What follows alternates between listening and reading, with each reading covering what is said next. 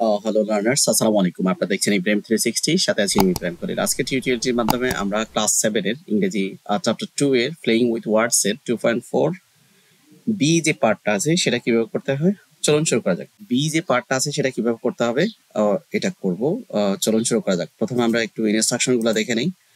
এখানে বলছে যে write a place two words with each suffix. এখানে যে সাফিক্স গুলো আছে, বিশেষ করে এই যে যেমন অ্যাবল শব্দটা আছে, এই অ্যাবল শব্দর এখানে অর্থ দেয়া থাকবে এবং এক্সাম্পল দেয়া থাকবে।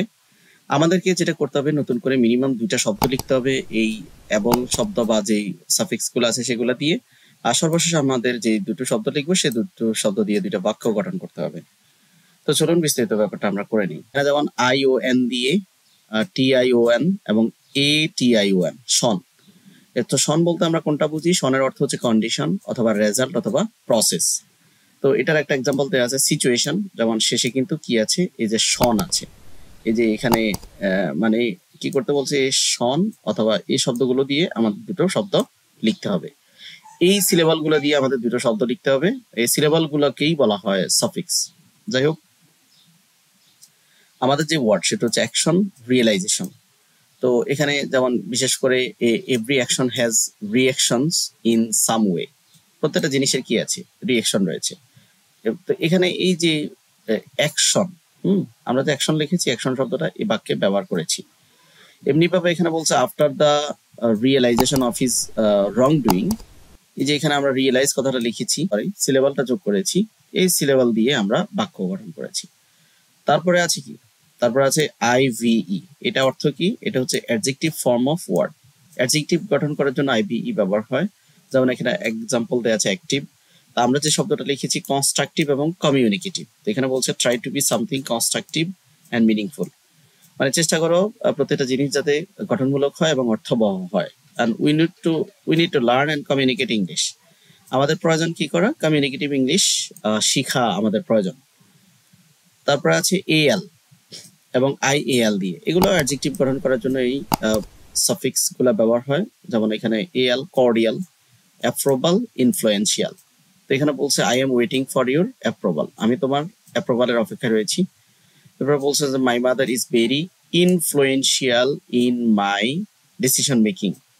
তো এখানে অ্যাপ্রোভাল কথাটা এখানে সব বাক্যে ব্যবহার করেছি, আবার এখানে ইনফ্লুয়েন্সিয়াল কথাটাও আমরা কি করেছি, বাক্যে ব্যবহার করেছি। এখানে ওয়াই আছে, ওয়াইটা গঠন করা হয় অ্যাডজেক্টিভ গঠন করার জন্য, ওয়াইটা ব্যবহার হয় শব্দের শেষে।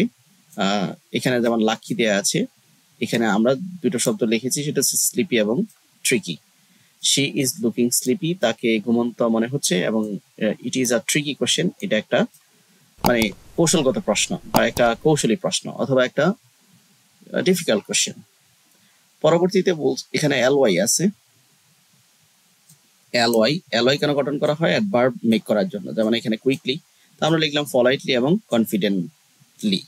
স্পিক পলাইটলি, এখানে আমরা পলাইটলি শব্দটা বাক্যে ব্যবহার করেছি। আর এখানে বলছে present or right your thoughts confidently. এরপর আছে এখানে ন্যাস শব্দটা দিয়ে আমরা কি স্টেট বা কন্ডিশন বোঝায়। এটা যেমন এখানে ব্যবহার করেছে পলাইটনেস। আমরা নতুন শব্দ লিখলাম ব্রাইটনেস এবং ক্লামনেস। আর এখানে বলছে যে brightness of the full moon is beautiful, মানে মনের যখন ব্রাইটনেস সর্বোচ্চ থাকবে তখন এটা দেখতে সুন্দর দেখাবে।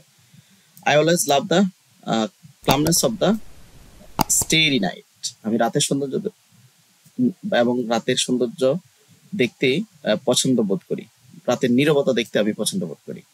তা আমাদের মূলত কাজ করতে হবে কোনটা? আমাদের হচ্ছে এই যে ওন ওয়ার্ড, এই জায়গাতে কাজ করতে হবে, আর বাক্য গঠনে আমাদের কাজ করতে হবে। তো আশা করি আপনারা বুঝতে পেরেছেন। এরপরে এখানে OUS আছে। OUS মূলত প্রসেসিং কোয়ালিটি বোঝায়, যেমন এখানে ভার্চুয়াস, এখানে আমরা লিখছি কর্জিয়াস এবং বিগোরাস। এখানে বাক্য গঠন করা হয়েছে। তারপর এখানে ফুল দেয়া আছে। ফুল বলতে আমরা পরিপূর্ণ বোঝানোর জন্য ফুল ব্যবহার করা হয়। তারপরে ফুলের এক্সাম্পল দেওয়া আছে কেয়ারফুল, আমরা লিখলাম বিউটিফুল এবং careful. Full moon is always beautiful. আর এখানে বলছে be careful when you cross the road. সর্বশেষ হচ্ছে আইএনজি, এখানে আইএনজি দেওয়া আছে। আইএনজি হচ্ছে কোনো কিছু কন্টিনিউয়াস টেন্স লেখার জন্য আইএনজি ব্যবহার করা হয়। এখানে এক্সাম্পল দেওয়া আছে রাইটিং। আমরা যে শব্দগুলো লিখেছি সেটা হচ্ছে লিসেনিং এবং স্পিকিং।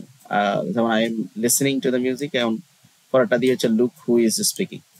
তাই এই হচ্ছে আজকের আয়োজন। আমাদের মূলত কাজ করতে হবে এই যে এই জায়গাগুলোতে ওন ওয়ার্ড এবং সেন্টেন্স মেক করতে হবে। ঠিক আছে, পরবর্তী ভিডিও 2.5 দেখার আমন্ত্রণ জানিয়ে আজকের মতো এখানে শেষ করছি। আল্লাহ হাফেজ।